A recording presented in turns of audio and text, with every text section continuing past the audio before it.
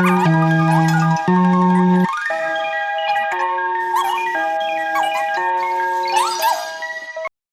that the name? I probably should have asked you. Yeah. Yeah. No, that's it. I Yeah. like I like Sam the Fran. Yeah. Um, yeah, Sam Fran Sage, Sam Francis Sage, Sam Sage. Any derivative thereof. Perfect. Perfecto. Yeah. Well, thank you so much for joining and welcome. I am so happy to have you here. And yeah, well, we can kind of start off with like a brief introduction if you want to say a couple of things about yourself and say how you're feeling today. Yeah. Well, I'm Sam. Thank you so much for having me. I love being in your laptop in a part of South America. See. Uh, and yeah, for background, I am a PhD student at Ohio State University. Some people call that the Ohio State University. Some people just call it the. Not sure if you're aware of that. Uh, No. and it's it's like silly and mostly a joke, and also kind of it seems pretentious. People Is have that very strong feelings about the sometimes. is that the difference between the and the? Just the refers to the Ohio State? Yeah, yep. And if you look that up in a dictionary, that's what it'll say. Okay, So, perfect. um, yeah, so I'm a PhD student. I study ecological engineering, specifically treating agricultural nutrient runoff, and ways to, I want to say my goal is to figure out how to efficiently manage energy and money in treating agricultural nutrient runoff. Um, but currently, I am technically not affiliated with Ohio State because I am on medical leave, and I imagine that'll come up again later. So just want to set the stage for that. Um, and today I'm feeling kind of sleepy, but mostly good. Vibing, happy to be hanging out with my internet connection is unstable. Um, Happy to be hanging out with you because you're lovely. So, Well, thank you so much, and thank you for that introduction. I'm so interested in having this conversation with you today. I kind of want to start off by setting the stage in terms of like background, because we really dive into the spiritual journey here. So whether that's like your relationship to a higher power or what's been kind of really what you've been able to connect with to really impact your life. So we can kind of start off with like your background, like was your family religious or did you have any sort of like religious or spiritual beliefs when you were younger and have those and if yes, how have those kind of changed throughout the years? I just felt very guilty all the time. So, really fun and good for me. Um, and that I don't know. I think most of my relationship with God came from a place of anxiety where it's like, am I good enough? Have I been good enough? Did I think good enough things today? Am I gonna go to hell because I haven't been good enough? And like praying at night mostly came from a place of like, I hope God forgives me for the bad things I've done today.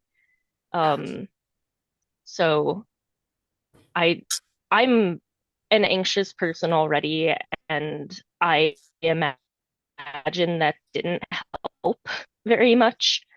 Uh, but I guess the benefit of being Catholic was having some type of belief in an afterlife. Uh, so that's like how I was raised. Um, I also, though, discovered environmentalism at a young age. And in my mind, those things are kind of related. Uh, I guess coming at things from like an environmental stewardship perspective, let's do things that are good for each other and like take care of what God made for us. Um, but that was also anxiety driven too, where like I compulsively picked up trash and I still do when I'm like out for a walk. I would give people, is cursing okay? I cannot curse. Okay.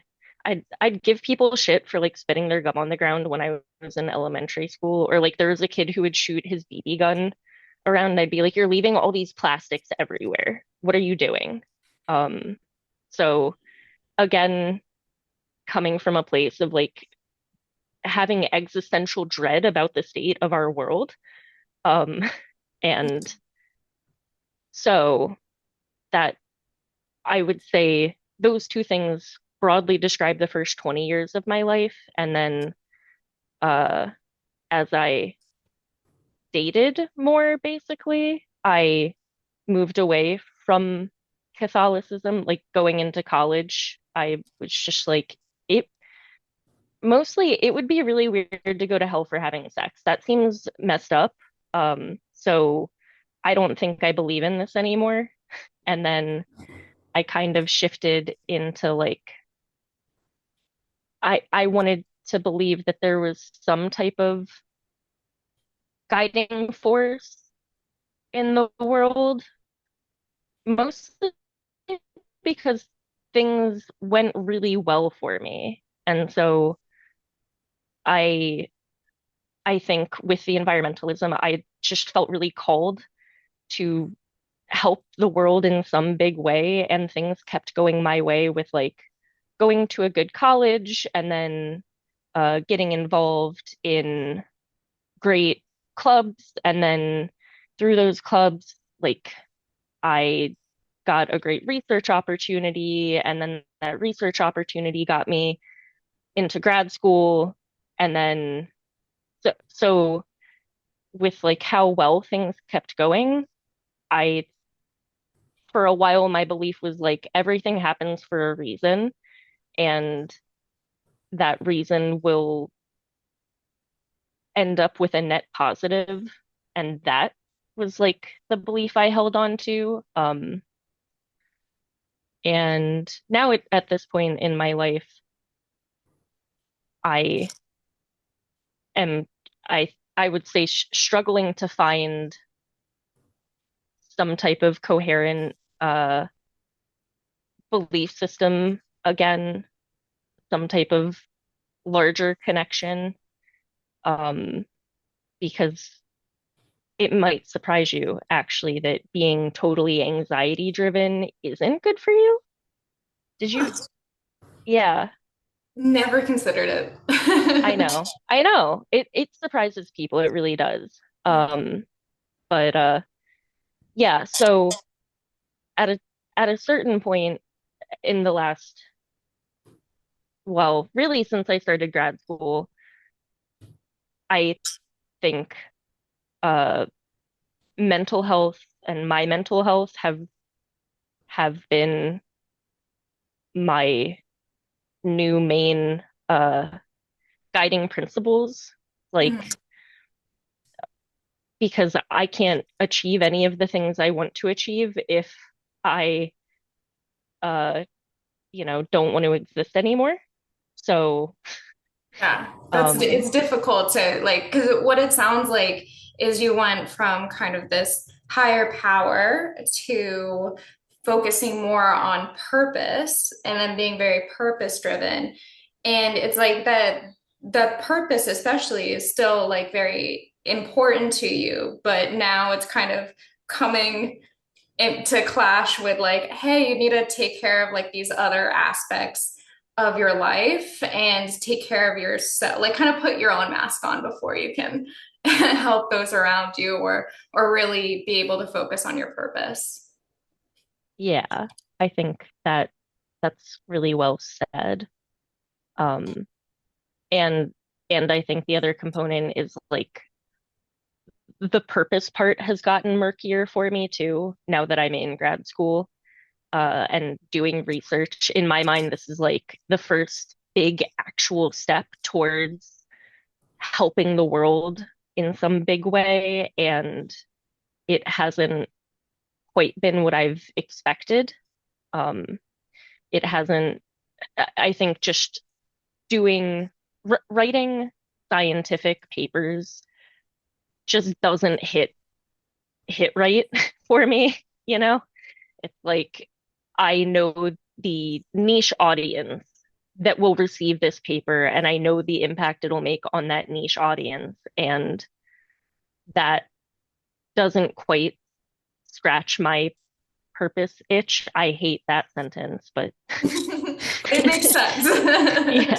yeah. Um, so that's I guess part of where I am too now is I had to pause the PhD because just I couldn't figure out how to wrap up my research and take care of myself.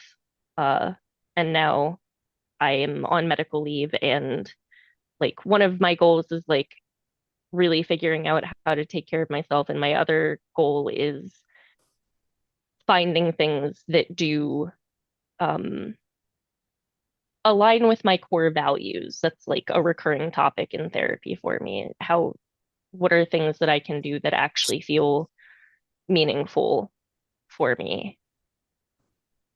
So, Yeah. uh, that's my, I guess I almost want to describe it as like not finding spirituality, but maybe a more accurate thing is not taking my original spirituality as a given and like investigating things further and trying to rediscover meaning. Yeah. Like finding the modality for meeting in your life. Like, Finding the modality. is that a word? It is a word. I just don't know what that sentence means. Could you clarify?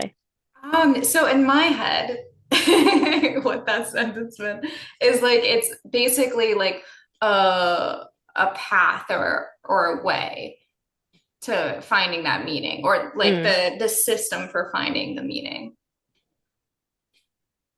And mm-hmm, I can ask Webster's mm-hmm. about that too later. Yeah.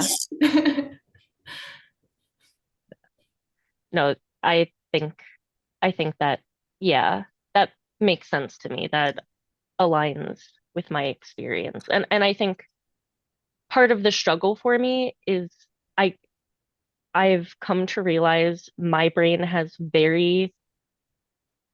uh a very narrow definition of what it means to make a positive impact on the world. And so it's hard for me to feel like I'm fulfilling that purpose when like the ways that I can fulfill that purpose are so small. Like that's I guess something I'm really trying to wrestle with too is like that certainly if the way that my brain defines having an impact is serving large groups of people and like working within my community and helping people who are less privileged than I am, I think that those are all good things. And I guess I'm grateful to have that call to action in a sense, but uh, the the struggle is that talking to new people is incredibly hard for me and really exhausting. And so I have rarely been able to do the things that actually check that box off. And so it's like every day that I don't do that, I basically my brain is like, well, then you're a bad person. Um, and that's not very helpful. and not very useful. And I wish that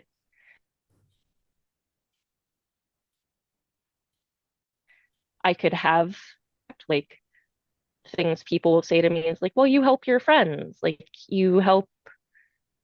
I've like done club work that does definitely benefit people, but then my brain goes, yeah, but not the right people. Like if you're only helping graduate students or people at your school, those those people are already in a good spot. So,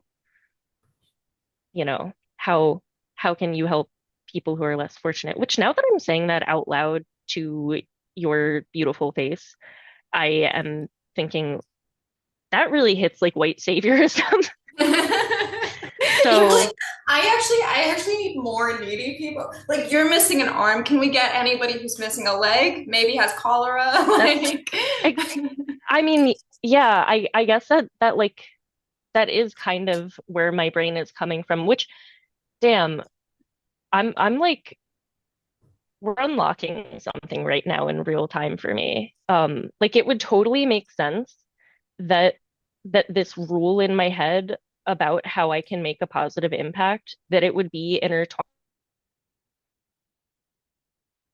in white saviorism in a big way because environmentalism is intertwined with white saviorism in a big way. Like this is a maybe I'm going too far on a tangent, but a presentation I've given a few times is like how environmentalism, the environmental movement, has largely come from white people, or at least the environmental movement as we know it, and as it's currently uh,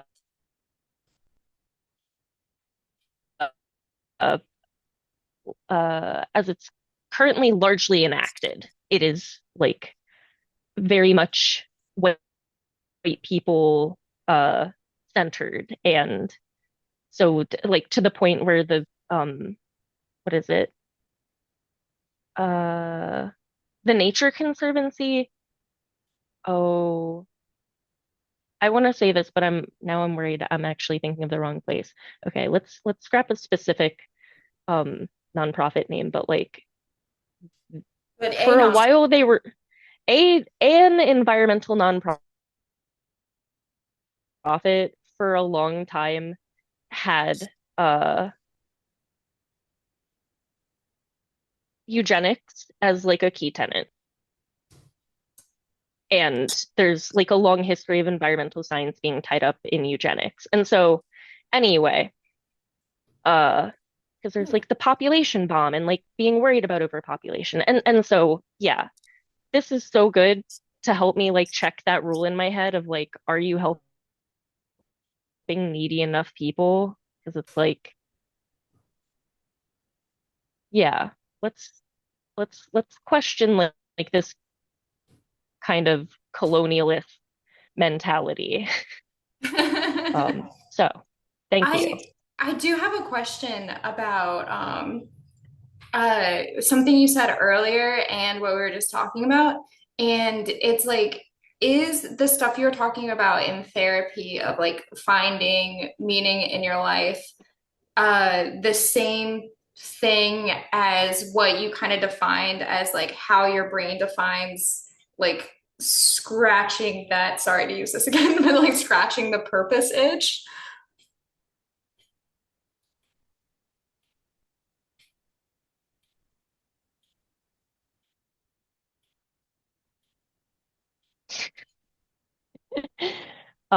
Yeah, I think those things are um because uh being in medical leave and not having to distract me all the time, um I am now alone with my thoughts a lot more, basically whatever I want with my time, and it isn't fulfilling for me. So that's, I think, maybe the general theme here. is like what does it take to help me feel fulfilled? Is that possible even? It, is it the pursuit of happiness where like happiness actually isn't experiencing bliss all the time, but it's just being present? I don't know. Trying to figure it out. Yeah. Yeah, it's difficult when we have these brains that are like they've been developed out of the present moment. So it's just like we're utilizing these things that have like evolved past presence and then we're trying to like go back into the reality of presence while also like further trying to think of like these abstract concepts or things that have happened or might happen. And then, like, emotionally, we kind of get a little bit out of whack sometimes with that. And yeah, I think that's something that a lot of people can definitely relate to. And with your medical leave and everything, are there things because we're kind of seeing that like for you the you're looking for fulfillment, you're looking for meaning, you're looking for this purpose, but you had to take medical leave to take care of yourself more. And what are the things that you're kind of uncovering about yourself that you have to like take care of in order to be able to fulfill a purpose or go after that or even decide that like hey maybe it's not all about this thing that I've been like so focused on but kind of a more like holistic life if that's in the realm of possibility for you. Yeah, I love that question and it makes me kind of mad. It's like a good question and I spend years looking at a, a thing I've really been struggling with. Um, so yeah, I mean, having to go on medical leave to begin with has really made me appreciate how to actually connect with myself. Um, I like basically I feel like I didn't I'm sure at some point I could feel a larger range of emotions that I didn't quite realize how much with my feelings until I started grad school and basically uh, like experienced something very traumatic and then felt things super deeply and it was like 4 years ago at this point. I uh, have had to be a lot more it's yeah, I just feel more fragile and exposed. And so uh like part of the impetus for going on medical leave is I have always had this vision of what I ought to be able to do in a day and what I ought to be able to achieve. Um, like I ought to be able to work 40 hours. If I'm, not working, take full course load. And and I it's never been possible, but it especially was not possible once I got TSD. At that point, it's like, okay, the only thing I can do right now is try to protect myself until I get to a place where I'm not panicking all the time.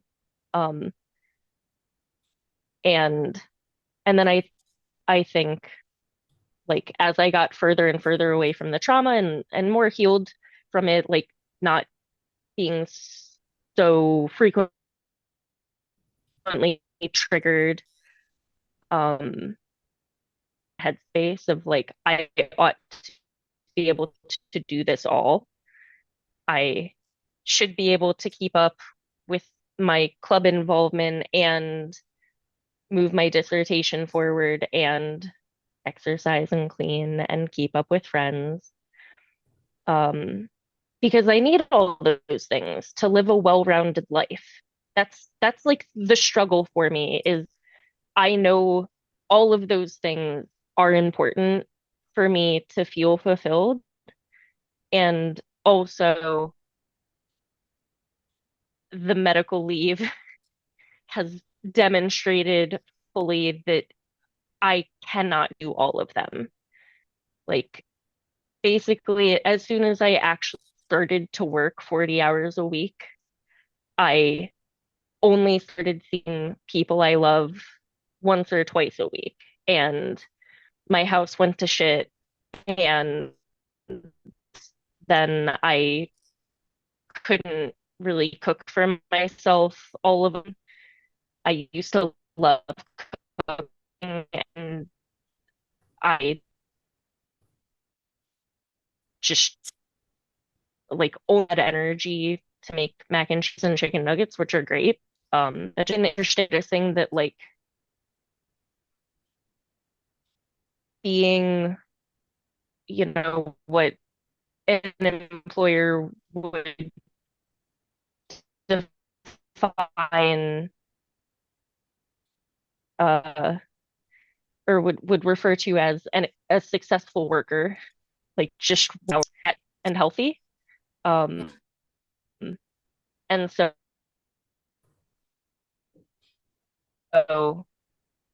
yeah, being on medical leave now and not having work hanging over my, I'm really starting to appreciate how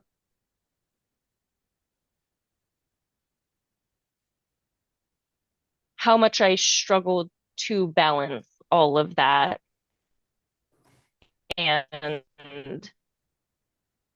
how much I ignored my needs to try to do all those things that I needed to. Um, and I'm realizing now that I had this feeling for a really long time that I always have to just keep pushing myself to go. And I guess that's almost a measure that I'm using now of how well I'm doing is like, do I feel like I'm pushing myself still? Because if I feel like I'm pushing myself still, then I probably should stop whatever that is since I'm on medical leave. Like the whole point is to not push myself, uh, because I mean, I'd like to finish my dissertation. That's, I guess, the goal with taking care of my mental health, which I hate how backwards that is. But it's like I need to take care of my mental health so that I can finish my dissertation. Um, and I need to finish my dissertation so that I don't have to pay too much to finish grad school. So, Which will impact uh, the mental health. Like, right, right, yeah. yeah. So I guess I'm noticing for the first time ever how many things make me tired and how hard I used to push myself to just ignore that fatigue. Um, and like so many more things are making sense now with that. Because for a while in grad school, I was sleeping for 14 hours a day consistently, like 10 to 14 hours a day, really consistently. And it, I was diagnosed with a sleep disorder for a bit, but it actually wasn't a sleep disorder upon doing a second sleep test. And now that I'm looking back, I'm like, oh, yeah, it's because I was making myself do a bunch of things that I actually didn't have the capacity to do. So you're like Weird. pushing like the area of your body so hard that like that requires the most amount of energy. So your body was like, we need to sleep, like we need to get this energy or like relax that Yeah. part at least. So with that and everything, because you said that you've been like finding or at least bringing awareness to like all of these areas in which you are expending energy and like things that are kind of maybe draining you a little bit. Are there have there been things that you found, or is this kind of like a next step of like things that energize you or kind of like revitalize your feelings? I I wish I knew. That really is the question. Um, I was in this like PTSD study where we used mindfulness to,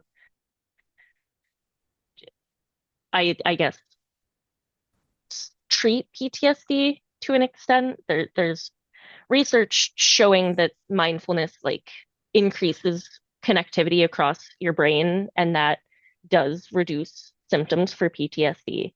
And so a part of the mindfulness study was like, okay, what takes energy away from you? Now what brings you energy? And I can list so many things that take energy away from me, but it's so hard for me to know what brings me any. I think like there are things that bring me joy, like talking to you. Um, and there are things I can be excited about, like knowing that I'm gonna visit people I love soon. But it seems like the only way I get energy is doing things by myself.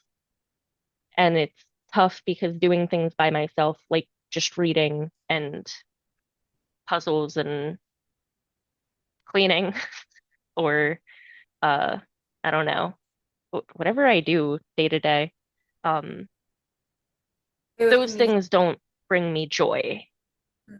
So it's almost like things that bring me joy are directly opposed to things that re-energize me. And I guess for added context, a part of my medical leave self-exploration has been looking into an autism well, the possibility of autism for myself, and I was assessed for that a couple weeks ago, and turns out I have it. So I think that has been really useful in helping me understand all of these patterns and really appreciate them instead of ignoring them and constantly trying to push myself.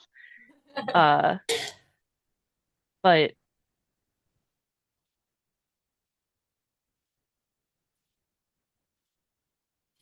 yeah, that's like knowing this is another, dude, you ask great questions. This is like another thing I'm just now working out in real time. We've discovered white saviorism still being deeply ingrained in my brain, and also uh, that it is actually quite possible that things that bring me joy are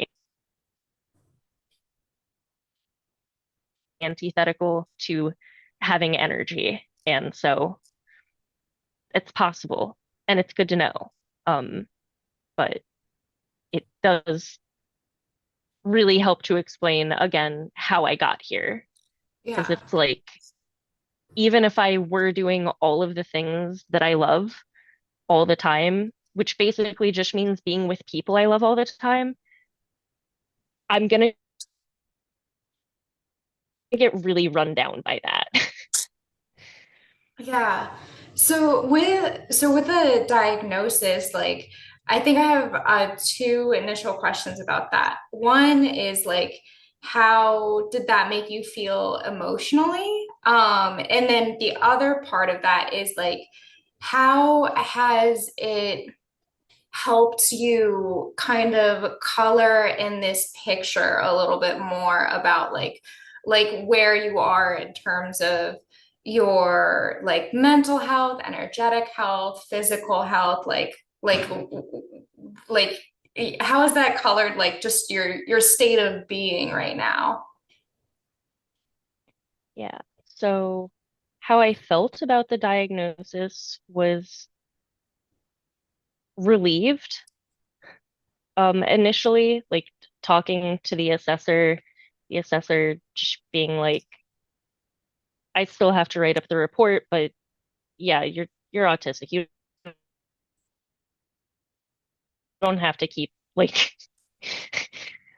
I wanted to double check a list of things that I had written down. I was like, I've okay, let me go through this list and tell you like any last things that I don't think we've covered so far. I don't want to forget anything.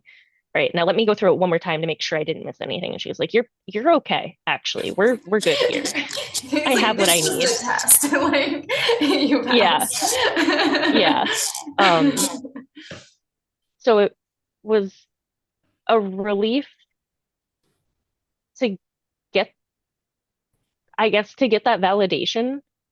Uh, like now I I mean, I guess as a person of science, I love having like a base theory for why things work the way they do. I love having explanations. Um, and so it's really great having this unifying theory that explains my fatigue and my anxiety and just oddities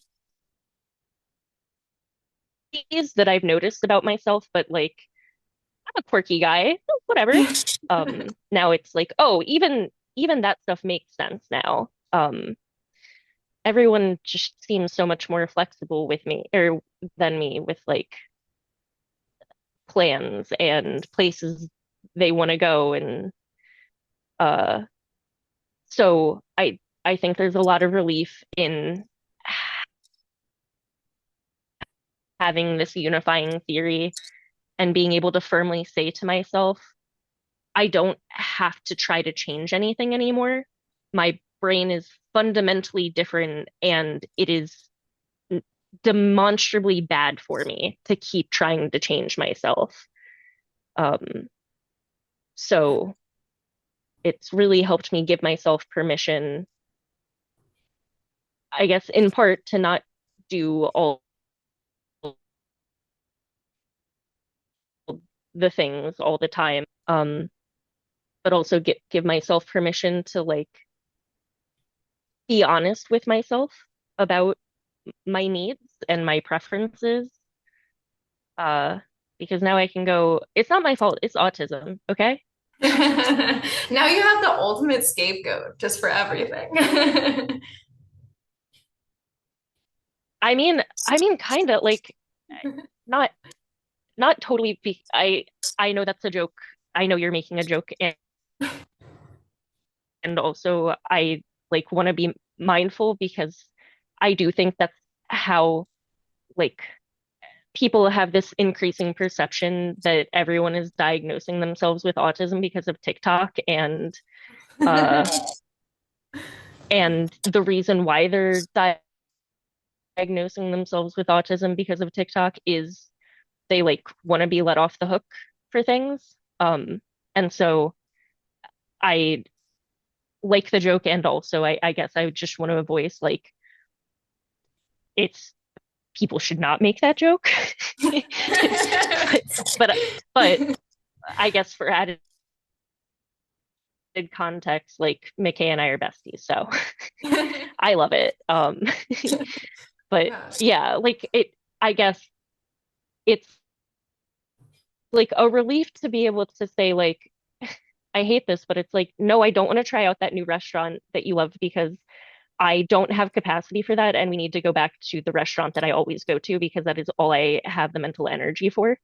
Or Mhm. like I'm dating a bit right now and it's yeah, it's like giving myself permission to advocate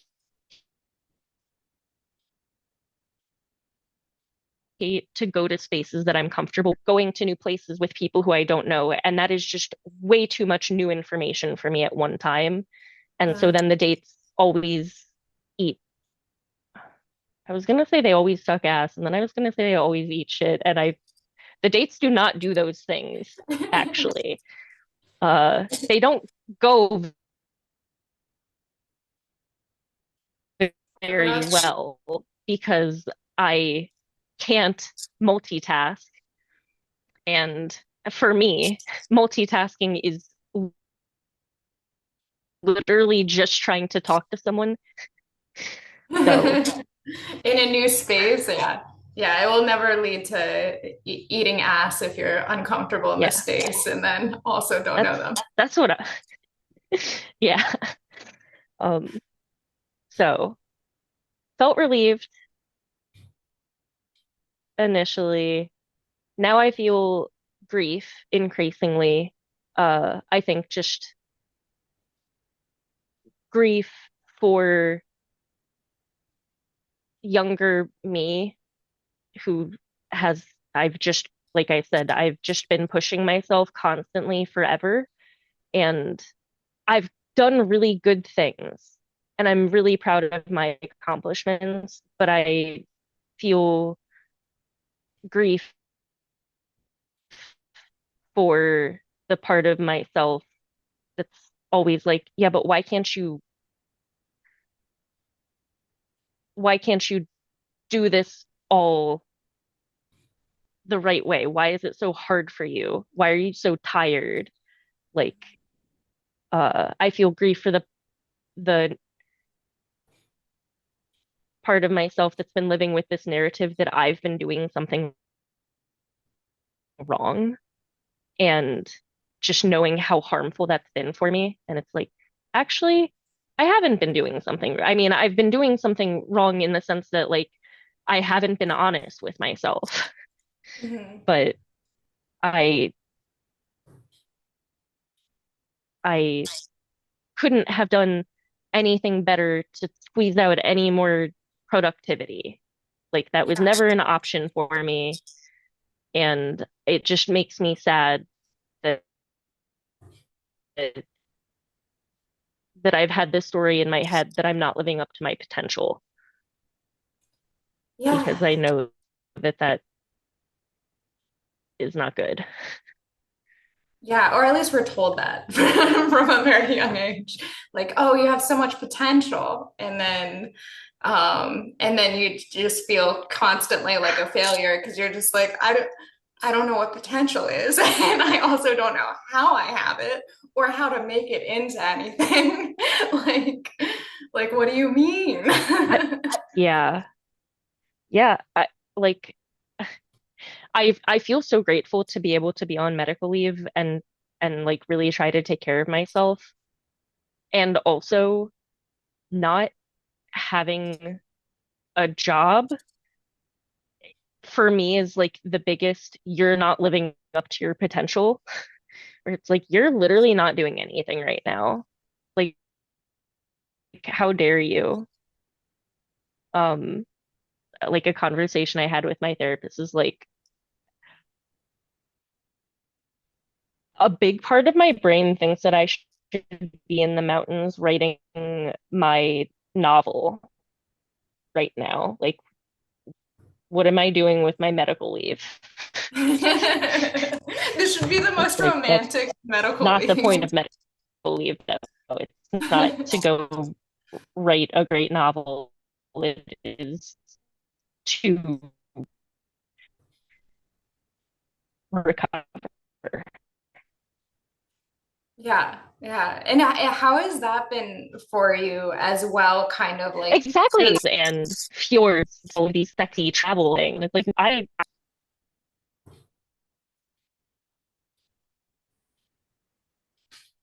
hello, hello. I see you. Probably God is punishing us because I'm not Catholic anymore. Yeah. Um, I mean, if we feel really guilty for a minute, do you think that will help the internet connection?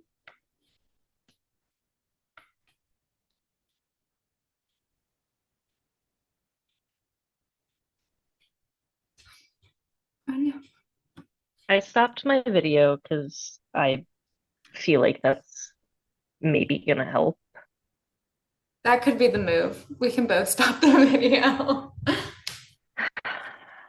I hate not talking with the video because uh I don't know, then like yeah, I'm not seeing the facial cues. So I'm like, yeah, it makes me uncomfortable. Oh, that's But fair. but I don't I mind I video. do think I I mean, I think it will be better for the internet connection if we turn yeah, we turn them. But maybe we'll try that. Yeah, let's do it. Um okay, you were about to ask me another question, but you had asked me two questions before, and I think I only answered one of them. Oh, okay. So let's go back. Let's go back to that then and answer the second question.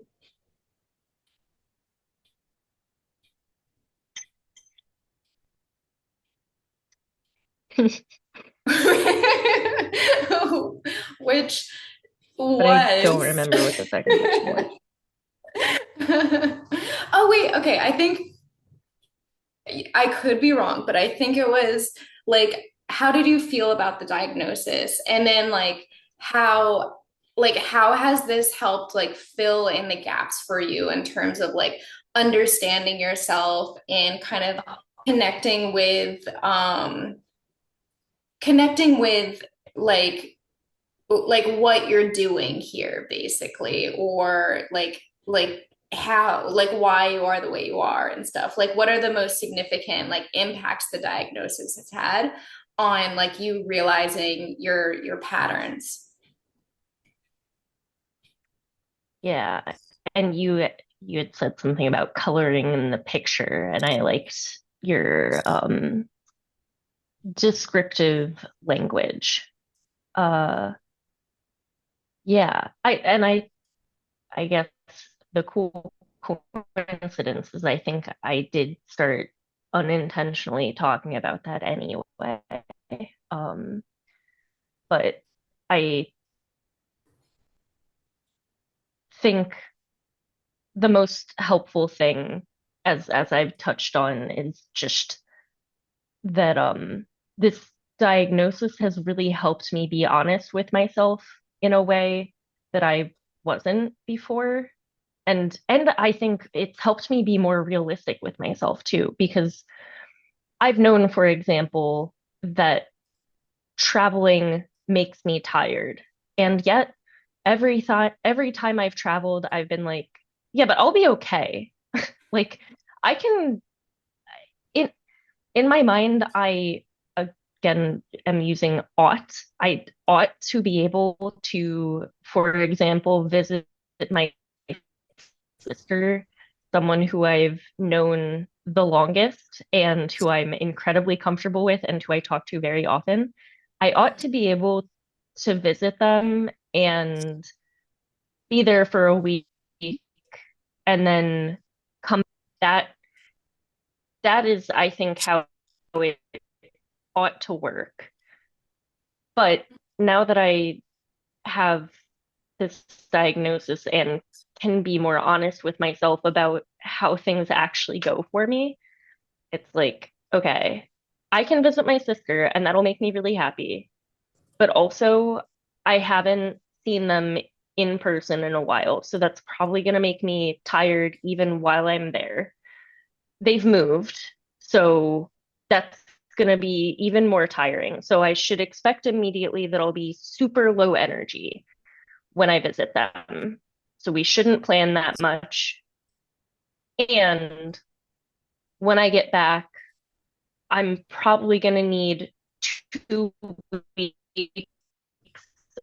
of super downtime, which just feels absurd, especially because I'm not working anyway. But it's like, even with me not working, I realize I'll be very, very low energy just from doing a thing that I'm used to doing for a week. Yeah. Um, so it I don't know, it like sucks really starting to understand that about myself now, because like I am starting to appreciate how limited my energy truly is. Um, and that's hard. I think that's like another thing that I'm gonna have the energy that I wish I could probably. But it's also really useful because the thing that used to happen was that I would make plans to see my sister for a week, and then I would make a bunch of plans for other people when I got back because I know that I should, you know, maintain all those connections that I have with folks, and I should keep up with all my other responsibilities. And so instead of giving myself the recovery time I needed, I would have to cancel everything and feel really bad about it and like take that recovery time because I wasn't honest with myself. A little bit of coffee Yeah. in the time that our internet connection was broken. Yeah. I ran out of water, so I started sipping my coffee as well. So I'm just like Um, awake. Um, but with that though, that's interesting. I to I relate filled to up my water. do I want some of your water? I guess I'll have like a sip.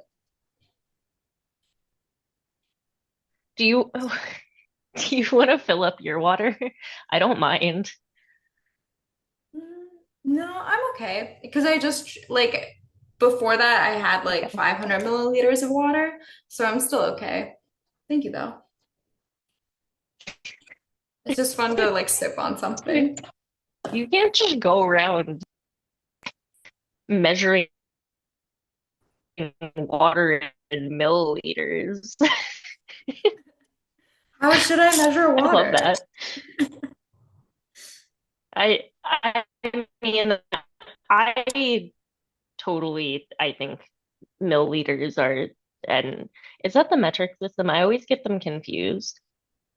I think so because it's the one like whenever I think try to think if it's like the metric system or not, I think like is it easy to like move a decimal and still like understand what this is? And I think you can't do that with milliliters, so I think it is the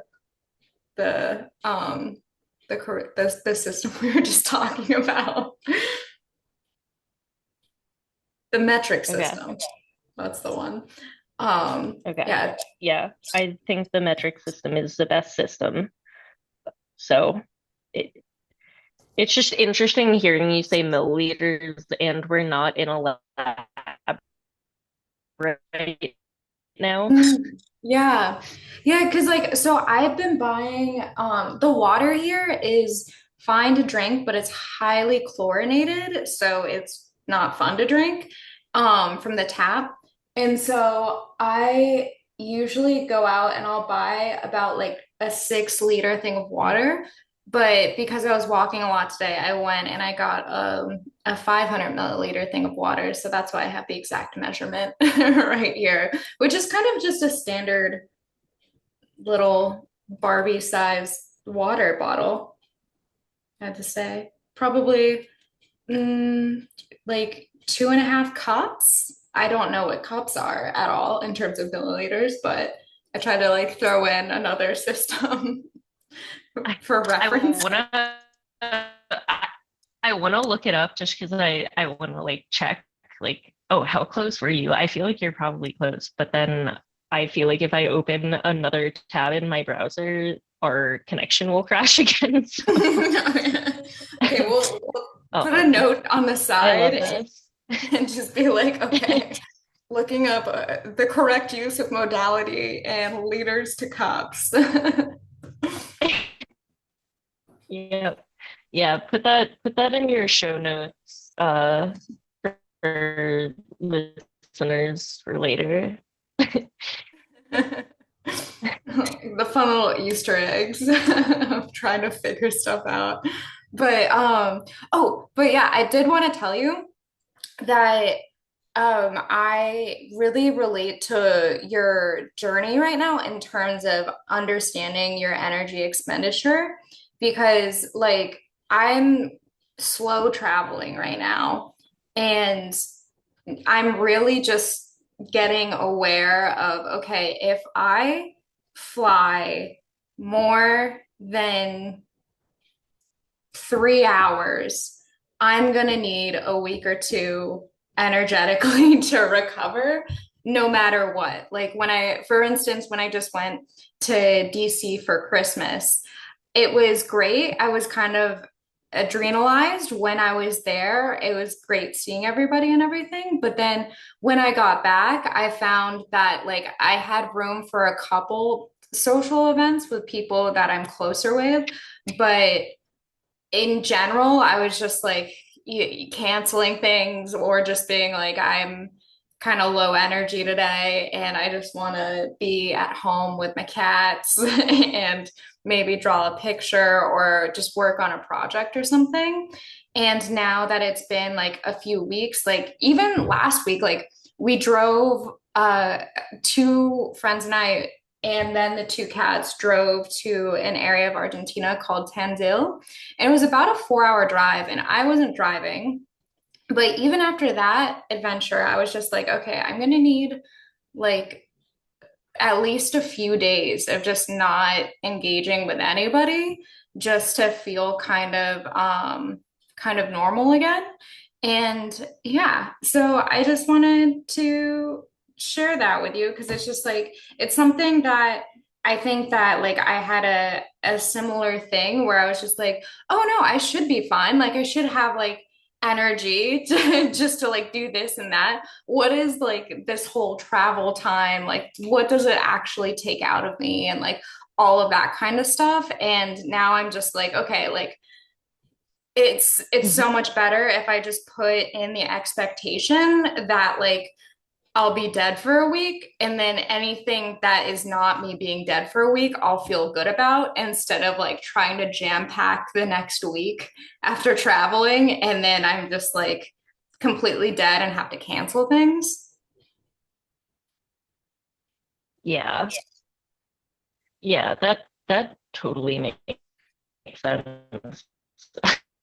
I I get tired thinking about how you're moving and traveling so much. So it really makes sense to me that yeah, you'd have to like I guess especially being in such a new location, uh I don't know, really start to internalize what it takes for you to recover. Yeah, and it, honestly, like I think with every new country, it'll probably take me like 1 or 2 months to just adjust to the fact that like things are in a different language, or I'm not close with anybody here yet, or I don't know where I'm going. I don't know where like the things are, the areas are. Like I don't have a bearing at all for like even how to go, what's the right grocery store, where do I buy things? Why is there no Amazon in this country? Like just that adjustment alone takes like a couple of months. But on the flip side of that, like with a bunch of like novel things, I feel like very like energized by that too, even if it's kind of like maybe more of a stressful energy. It feels like a good stress, maybe dopamine driven like energy. So there's kind of like a little bit of, I think, a balance, like a give and take there.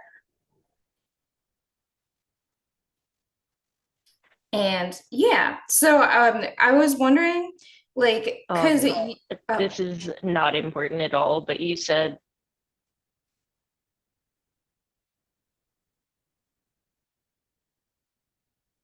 oh yeah, the lag.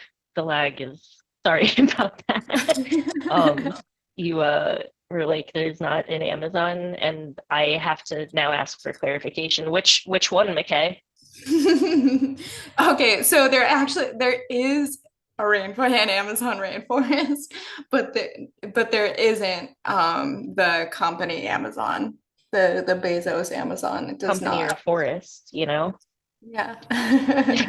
I do prefer the forest, but you know, the snakes Um, just aren't as good at delivering packages.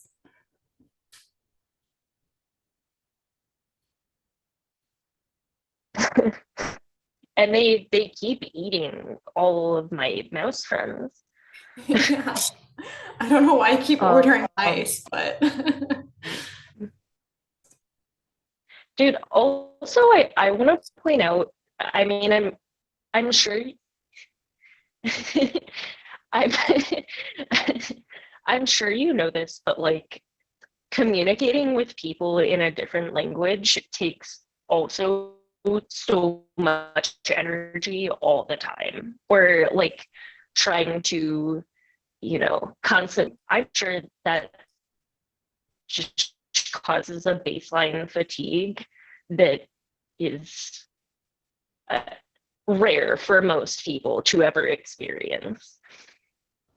um, it's like I don't know. Now I'm more used to it, but definitely the when I lived in France for a little bit, there was like after the first couple of weeks, I was like there was a frustration because that was such a new experience for me.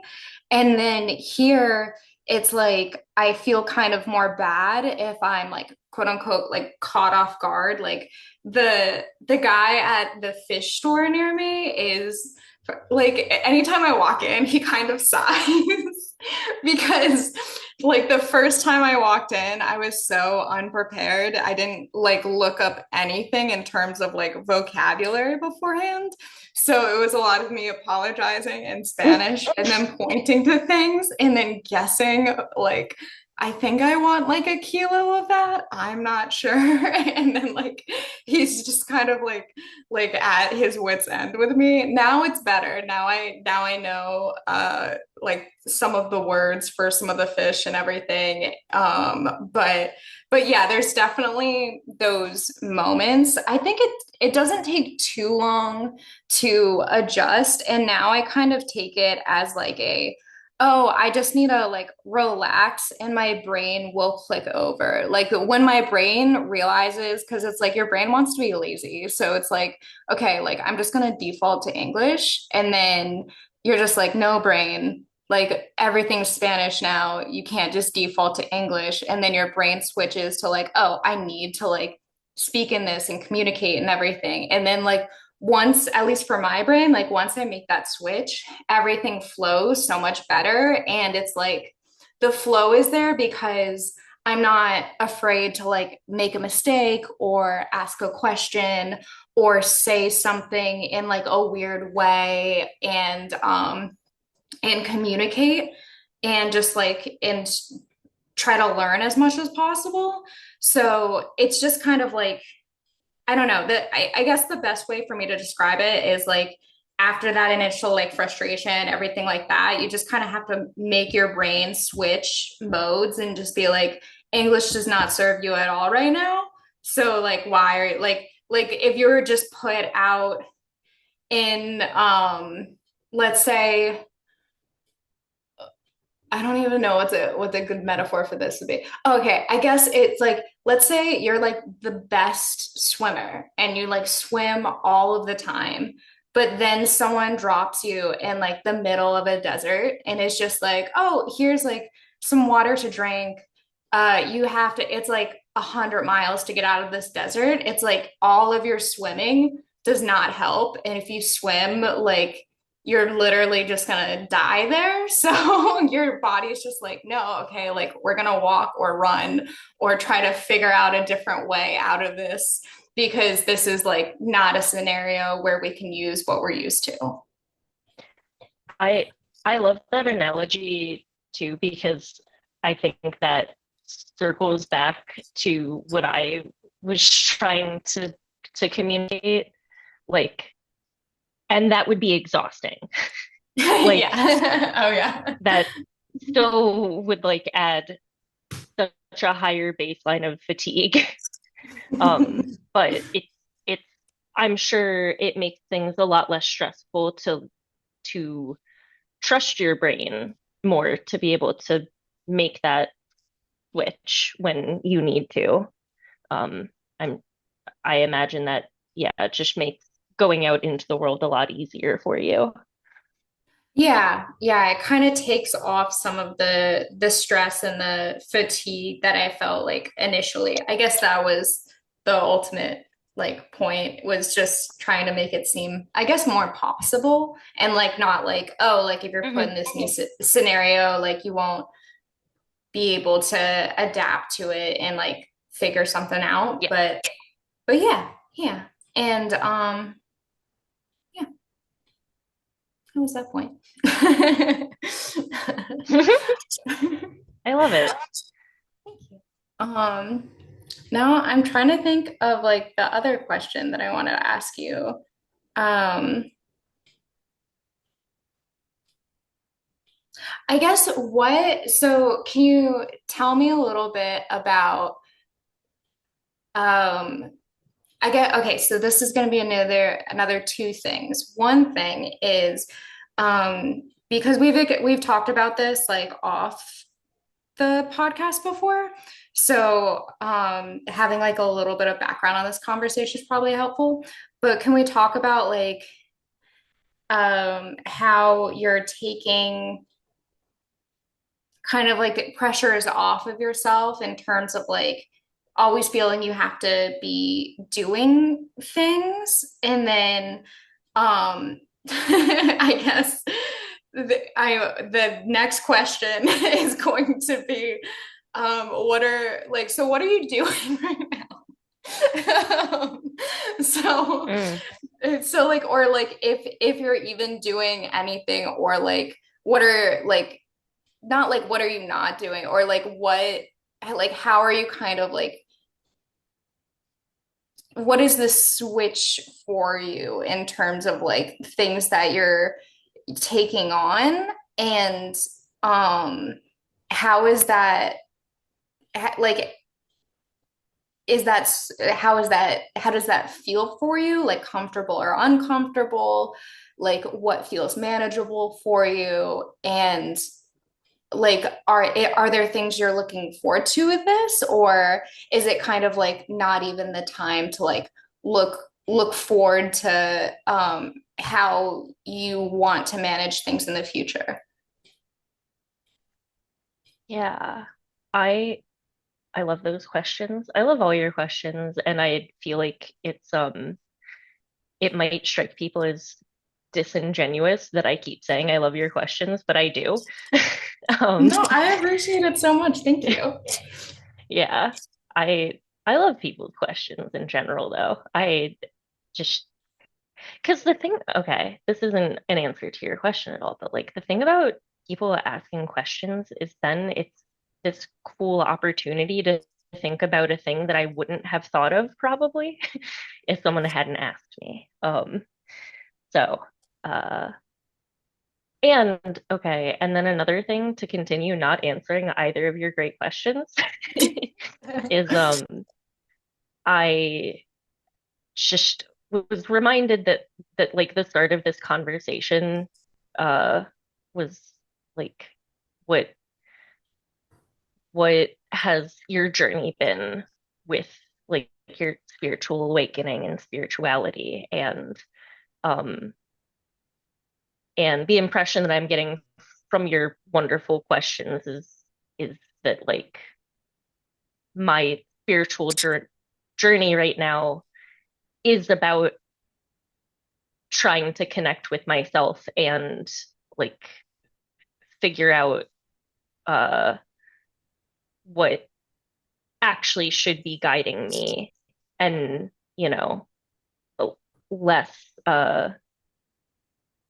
rather than the things that I thought should be guiding me, like uh finding my internal drive instead of um being driven by cultural expectations.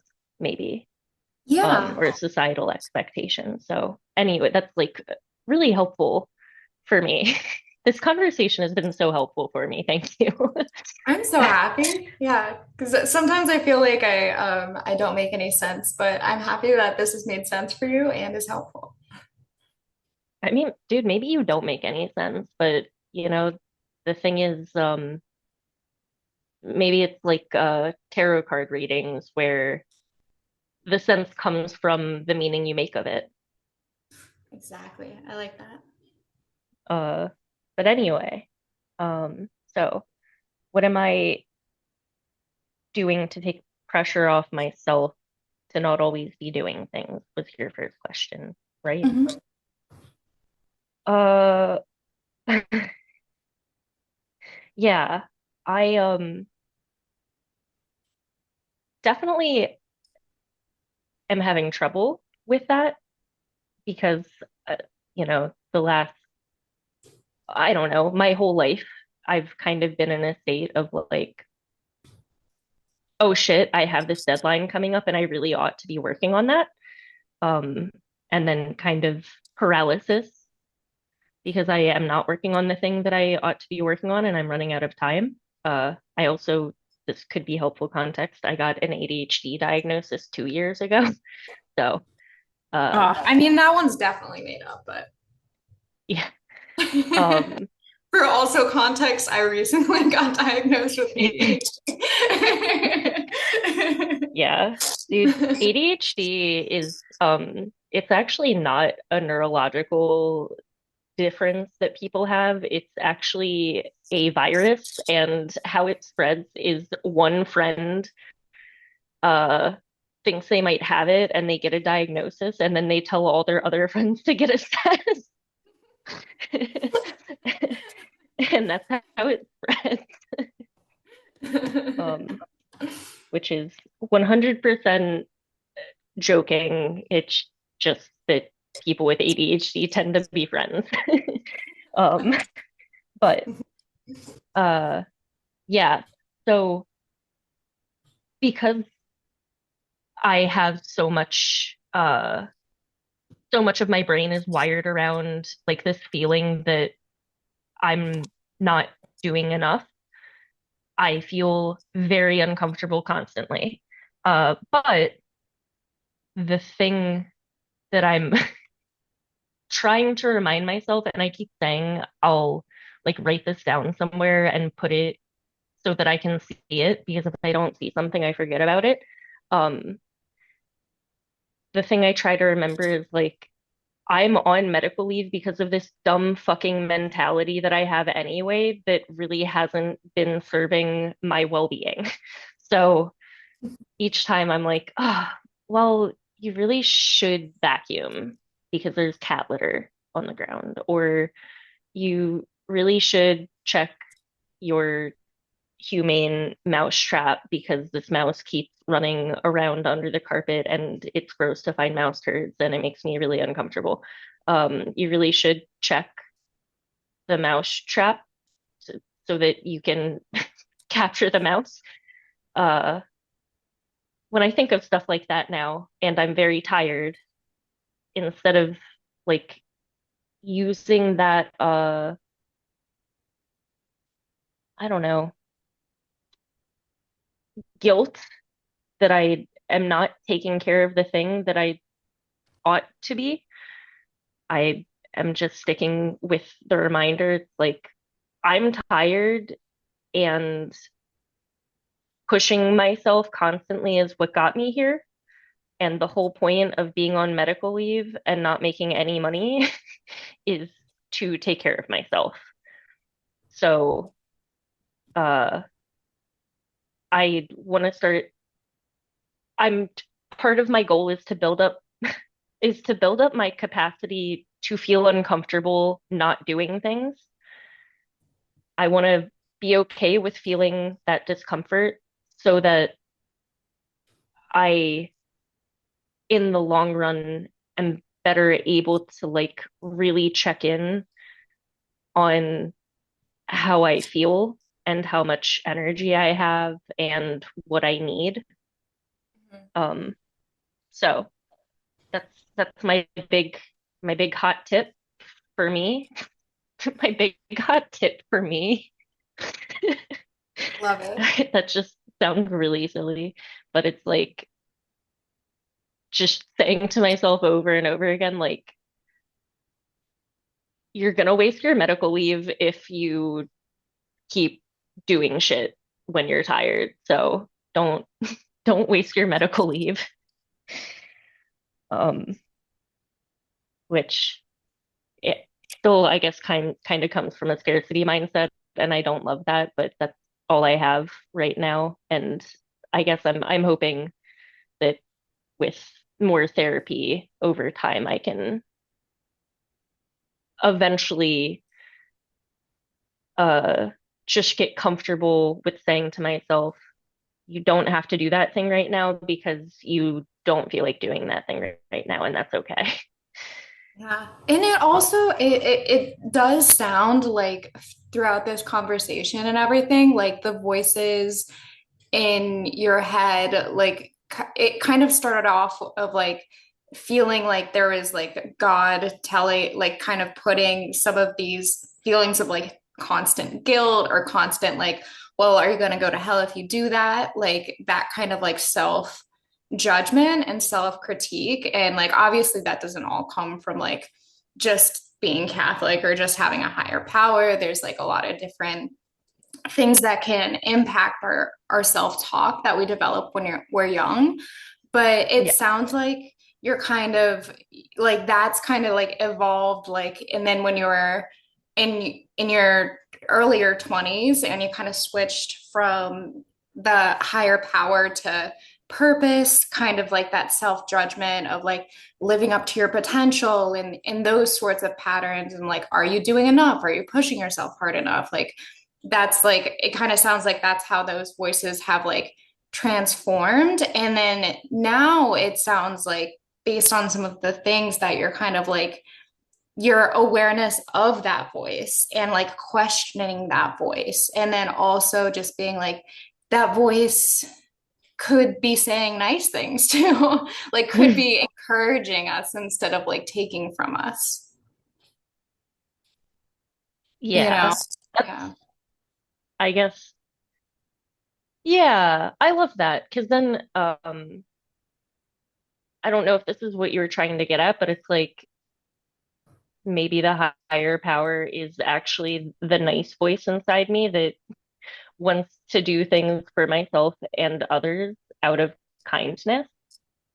Because Yeah. I think like I do think my big underlying motivation for the things that I want to achieve and the impact I want to have on the world is like I just want to help people. That's all I've ever wanted. Um, Yeah. I love like knowing that I left a place and or left a person better than I found them. Um, and that like people's lives are hopefully a net positive from me being a part of them. And so it's like it would be so helpful. It would be so beneficial to other people and myself if I could extend that same type of consideration to me. Is my life better for knowing me? Yeah. Oh, well, I know my life is definitely better for knowing you. So you at least got one down. Um, and yeah, yeah. And it's also, and we don't have to go into this as well, but like it sounds like You know. just kind of it sounds similar to the shadow work and like reparenting your inner child and like that sort of like therapy speak slash work of like reframing and like talking to ourselves a bit kinder,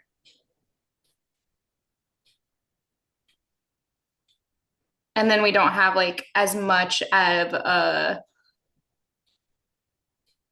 Would the word be disparity? I don't know. I'm throwing out a Yeah, lot of words I, today. that Yeah. that is so much of disparity was a good word. Oh, okay. Yeah, sorry. I think, yeah, I Um, interrupted you with the lag yeah, again, I but go on. think reparenting is definitely like a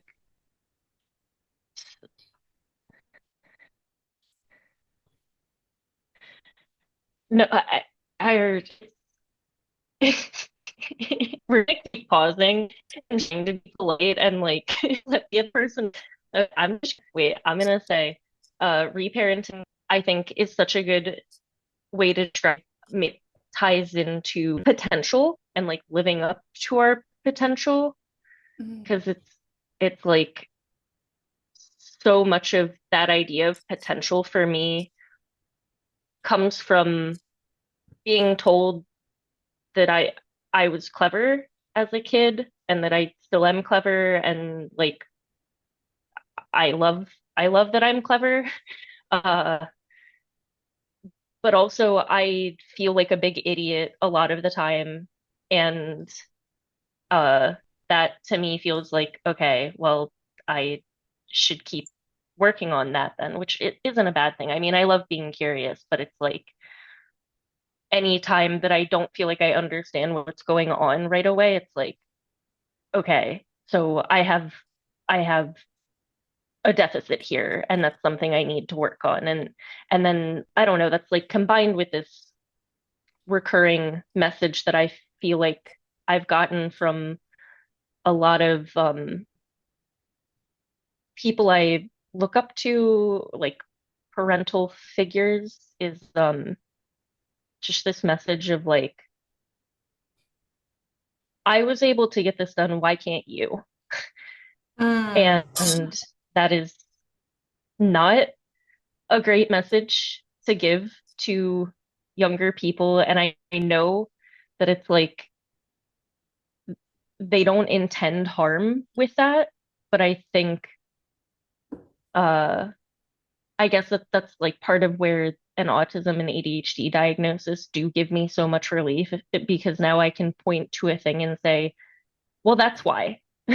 Like that's why Yeah. I can't get it done the same way that you got it done is because my brain is different from your brain. And uh even that framing kind of sucks. I guess it sucks that like I needed a diagnosis to give myself that permission, but Yeah. it's true for me.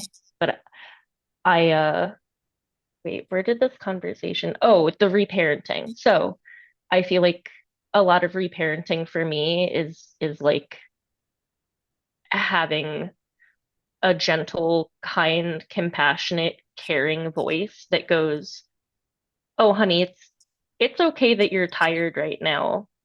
It's okay that like taking a dog for a walk was actually really exhausting for you and now you need to lay down for the rest of the day," which like feels weird to me, but it's like it's okay to feel exactly the way that you feel currently and you don't have to feel bad about it and like it doesn't mean that there's anything wrong with you.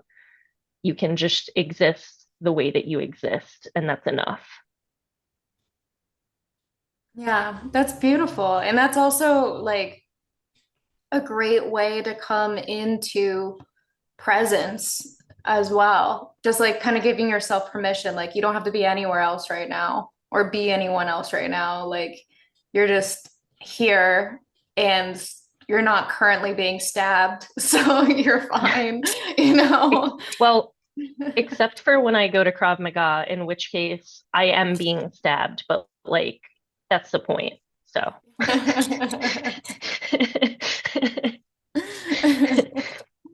Oh my gosh, I love um, and that might be a good transition to what am I doing right now? Uh, with with that question, just to clarify, is this like the send off question of like, what are you doing and should people be looking out for anything, or just what am I doing because I'm on mental or medical leave? it. Both. We can Okay. go into both. Yeah. Okay. Um, so uh as an aside, over Christmas, I saw some family members for the first time in a while, and I mentioned I've already told McKay about this, but I I mentioned that like I'm on medical leave because my brain broke. That's I don't know the quick way that I like saying it to people. Um, and the family member who I said it to was like, "Oh, so like what are you doing?" And that question really caught me off guard because I think that there's this assumption that like I don't know, taking a break like that is the dream, and a person on medical leave who looks fine, the way that I look fine, well, that person is obviously going to be doing fun stuff with their time and like interesting stuff and like exploring, back to and maybe I'm projecting. Uh Maybe that's not what that family member meant at all, but it hit a bit of a nerve with me with that story I already have for myself that it's like, oh, I should be seeing the fjords and writing a memoir. Um, so what I'm doing, and it's such a hard question to answer, but it's like I'm somehow cleaning all the time. I think I think it feels like I'm cleaning all the time because I wasn't finished unpacking. I moved a few months ago, and I think it actually took me 4 months to totally get unpacked and settled in. Um, so that's how I spend a lot of time, which means that I'm watching so much YouTube for the first time in my life. I Oh, was nice. like a big podcast person, and now I have listened to all the podcasts that I like. And then I discovered YouTube essays, and now that's like the background thing going on a lot of the time for me, and I love it. So for a long time, I was just cleaning and watching YouTube, and and then now that I'm getting more settled, I yeah joined a, a Krav Maga gym because I have always wanted to learn self-defense and like the PTSD stuff and stuff related to PTSD. Maybe also this is autism, but like I really don't like people touching me and it makes my brain freak out and kind of shut down. And so I've wanted to do a self-defense class forever because then it's exposure therapy in a Mm. way. So I'm doing that pretty often and kind of have a deal with the gym that I work at because or that I'm going to because I don't make money and gyms are expensive. I have traded my labor for their classes. So I help them with some communication stuff. Um, and similarly, I'm like helping other people with communication stuff just because that is a thing I really enjoy is like copy editing. Um, and so those are things that, yeah, I'm like finding myself drawn to, and that's really interesting. Um, although, like, a flip side of that is like a club that I've been involved with for a really long time, a national organization. I'm a part of their communications um, committee and agreed to do some stuff for them. And then I just kind of I stopped checking my email completely and I haven't talked to them in 3 months. So it's interesting noticing it's like, okay, so I like doing communication stuff, but actually I don't have energy to be a part of a team right now. Huh, noted. Um, and I'm vibing with a puzzle and Doctor Who. That is how I spend almost every night. So it's like, I don't know, my maybe close to 10th time watching the 2005 remake all the way through. Uh, and that is a fun way to spend my time and makes me think of you a lot because you've lived in England and also because I think you liked Doctor Who too, right? Yeah, you actually showed it to me. The first episode we watched together was Blink, and that's still one of Yeah. my favorite episodes. Yeah. I any any person I introduce to Doctor Who, I'm like, oh, so I showed you Blink, didn't I? Um, It's a yeah, banger. it's such a good one. Uh, so that's yeah. Oh, and I'm like reading, and then okay, and then a plug that I don't know if it'll actually be a plug for myself, but like I am interested in starting a YouTube channel, and I'm thinking I'll call it My Understanding or Here's My Understanding because I want to start each episode by saying like here's my understanding of this topic. Um, and I think that would I do these like wild deep dives where I look into literature and read a bunch of sources and like websites and then Reddit comments all related to a topic. And I think doing my own video essays would be a great opportunity for me to um, organize my thoughts around these topics a bit more. So, like autism, for example, I've learned so much about it, and um, I would love to turn that into a thing that I am like communicating to a larger group of people about.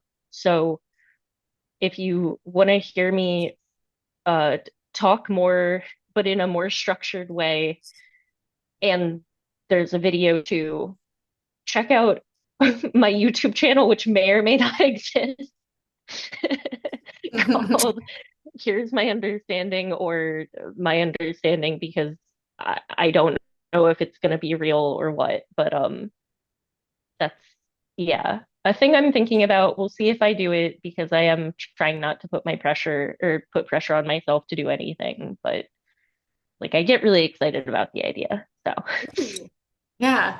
Well, I mean, like, even if it's just getting jazzed about an idea, that's still something. Something like positive for like mental health stuff, just being like, ooh, I like this. And then if it ends up happening or not, you still had the idea and you still got like the benefit of like anticipating something good. true. That's really true. And there's a benefit to that. And then do you have anything else that you wanted to quote unquote plug or any potential projects that you wanted to plug? Um, yeah, I mean, I guess if anyone is interested in anyone wants a copy editor, um you can reach out to me.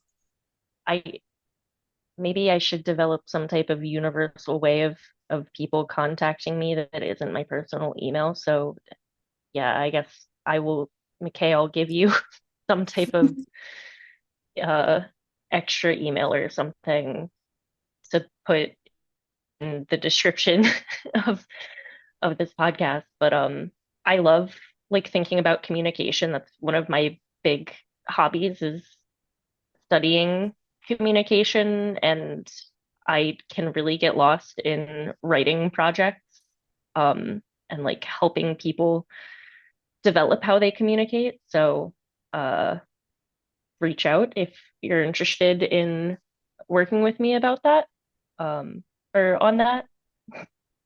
Maybe also reach out if you like the idea of my YouTube channel, and maybe that would give me more motivation to really get the ball rolling on that.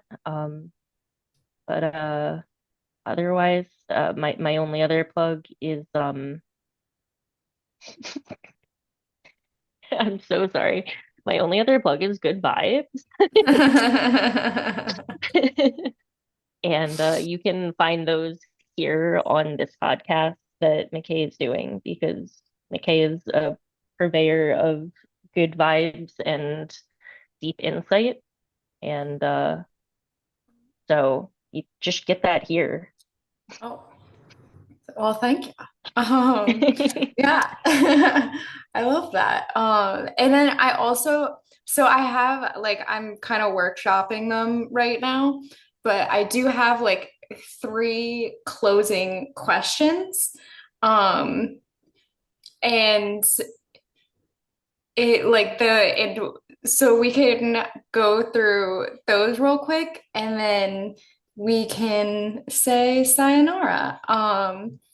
So the first one is, do you have any for looking at back at your journey and everything, do you have any like warnings for people who are trying to go through a similar path to the path that you've gone on? Like maybe they had like a similar connection with like religion, purpose, and then just like trying to figure out their path, what's meaningful in their life, but maybe they've had like bad anxiety or something's gotten in the way of that and they're just trying to figure stuff out. Yeah, I guess as far as religion in particular is concerned, I uh I guess my maybe warning about what to expect if you pull away from religion is just that um it can feel lonely to not have some omnipotent being always know like where you are and what you're doing and stuff. Uh, I think that that was something I never quite expected with pulling away from Catholicism and Christianity generally. Mm. It's like it's kind of like going through a breakup. It's like, oh shit, that that isn't there anymore though. I can't really rely on that thing for stability. So maybe it's scary and it sucks. Um, but I think it's always good to trust your gut and go with what feels good and authentic for you. So uh, the feeling will maybe pass, or maybe it won't, but I think it'll be worth to go on your own journey and explore things. And I guess another part of that, I happened to be talking to a friend of mine who was raised Lutheran and is no longer really Christian anymore, but is teaching at a Christian school, um, and is starting to dabble in Christianity again. And and she was like, I don't know if I'm just being like a weird poser type thing. And I think that's like another thing to keep in mind is it's okay to change your mind about stuff. It's okay to just explore and figure out what's right to you. Like this hasn't come up yet, but I'm non-binary and trans and uh that's like I think a lot of people are scared when they explore their gender and sexuality and religion. It's like, oh, do I even belong here? Am I just pretending? And even if you are just pretending, it's okay to like use that as a way to find out more about yourself. Uh, so yeah, I guess that's my thoughts and I guess warnings in that area. But a separate, maybe related thing is with exploring mental health and connecting with yourself. Uh, it's not a linear journey at all. Like I truly went into therapy with the expectation that each time I went, I would be better. And really, going to therapy has given me, in some ways, like the lowest lows I've ever experienced. But Mm. that's also because now I can feel my full range of feelings, which means that I also feel my highest highs that I've ever experienced. And so that's a mental health warning too, is like really trying to connect with yourself is vulnerable, and it's taking away a protective layer, or it can take away a protective layer that you didn't realize you had, and it can leave you way more exposed than you used to be. And that just means that you might feel more pain than you did before. But I really think, I hope, and I think that in the long run it's worth it, because ultimately it lets you be more present. And like I mentioned earlier, that's kind of the closest we can get to happiness. So yeah. Yeah. Yeah. I think that was really beautiful. Thank you. And those are really good points as well. My next question is, along your journey so far, what was one thing that you loved about it? One thing that you hated, maybe like you felt like something came up and you like hated the change or was super uncomfortable. And then like one thing that was kind of scary along the way.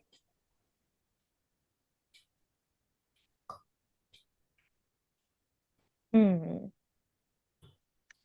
I have loved the connections that I've made with other people. I didn't expect them.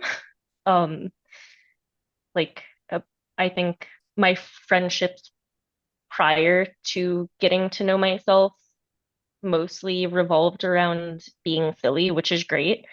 I love being silly. But as I've gotten to know myself more and trust other people more with my feelings, that vulnerability has helped me build connections that I didn't know were possible. And uh, it's scary. Maybe that's, I'm like getting two birds stoned at once here. I love connecting with people, and it's really scary being vulnerable with them. But ultimately, I think it's helping me feel more stable and happier and just better overall in the long run. So I've loved that. Um, I've hated, oh, hate is such a hard feeling to comprehend. Yeah. I hate uncertainty, and so that, I guess, there has been so much uncertainty with like every step I've taken here, every attempt I've made to get to know myself more and connect with more people and um, take risks. And Yeah.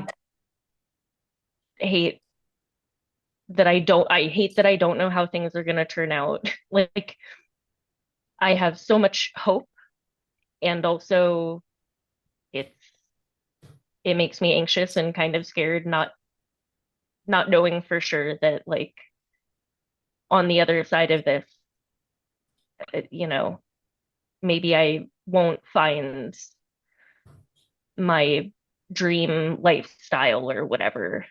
Um, but uh, I just have to keep hoping it'll be worth it. Yeah, I think it will be. I really do.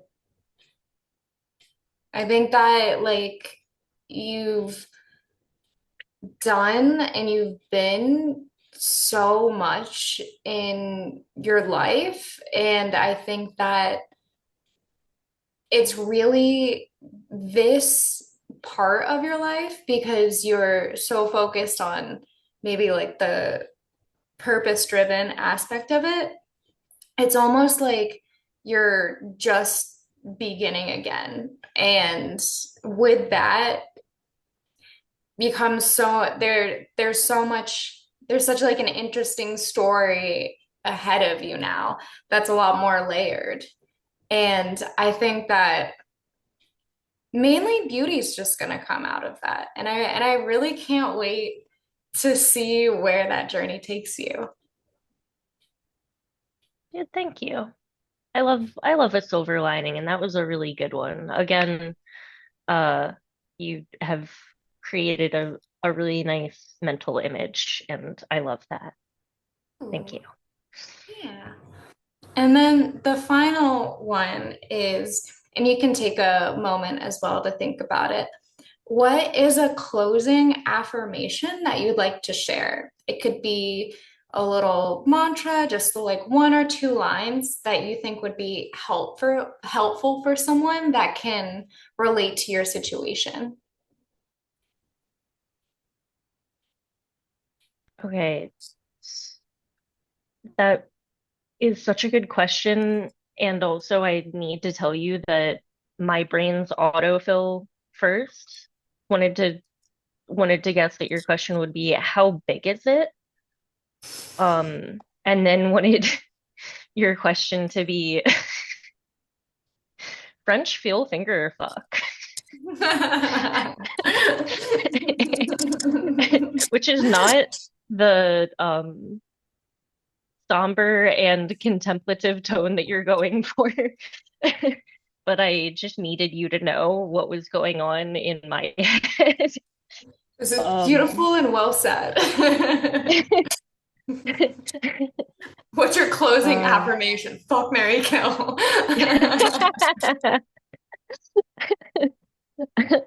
marry self-growth, um, kill self-doubt, and fuck dopamine. That is a fun one. Um, okay, my closing affirmation. Will you give me an example of an affirmation? Mhm. Um, you can say something like, I am healthy in both mind and body. Or something Okay. just simple like, I am abundance. Okay. Again, my brain went, I am D's nuts. Um, yeah, okay. That's helpful. So a f some affirmations that or maybe even like core beliefs that I realized I really struggled with um, when I first started going to therapy, and it still feels true to me now, 5 years later, is I am enough, I am safe, and I am loved. Like those sentiments, I can like feel my throat tightening even thinking about them, but I think that's yeah, a closing thing that I'd love for everyone to know about themselves, including me, is you're enough, you're safe, and you're loved. That's so And beautiful. thank you. And maybe a reframe because I feel like initially I had trouble figuring out what it meant to be enough. This one podcaster I love Sarah from You're Wrong About or You Are Good. She does both of those shows, but she said once, "What would you do if you already had the A? Like you've already succeeded, now what do you do?" And I think that is a good way of conceptualizing what it means to be enough. If you've already achieved whatever it is, now what? How how do you treat yourself? So I like that. Yeah. you you have the A and D's nuts. The A and the D. I got that D.